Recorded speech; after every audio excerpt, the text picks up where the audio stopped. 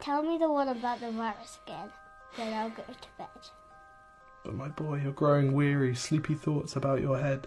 Please, that one's my favourite. I promise just once more. Okay, snuggle down, my boy, though I know you know full well. The story starts before then, in a world I once would dwell. It was a world of waste and wonder, of poverty and plenty, back before we understood why hindsight's 2020.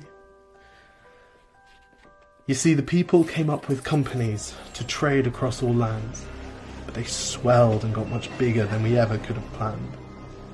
We'd always had our wants, but now it got so quick. You could have anything you dreamed of in a day, and with a click. We noticed families had stopped talking. That's not to say they never spoke, but the meaning must have melted, and the work-life balance broke. And the children's eyes grew squarer, and every toddler had a phone. They filtered out the imperfections, but amidst the noise, they felt alone. And every day the skies grew thicker, till you couldn't see the stars. So we flew in planes to find them, while down below we filled our cars. We'd drive around all day in circles. We'd forgotten how to run. We swapped the grass for tarmac, shrunk the parks till there were none. We filled the sea with plastic, because our waste was never capped, until each day when you went fishing you'd pull them out, already wrapped. And while we drank and smoked and gambled, our leaders taught us why. It's best to not upset the lobbies. More convenient to die.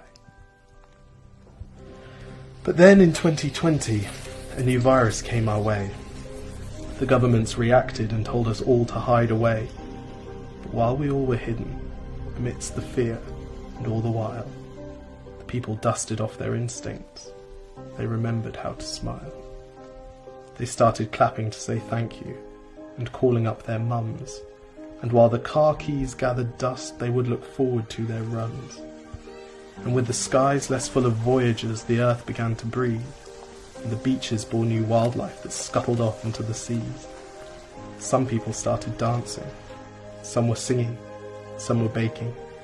We'd grown so used to bad news, but some good news was in the making. And so when we found the cure, and were allowed to go outside, we all preferred the world we found to the one we'd left behind.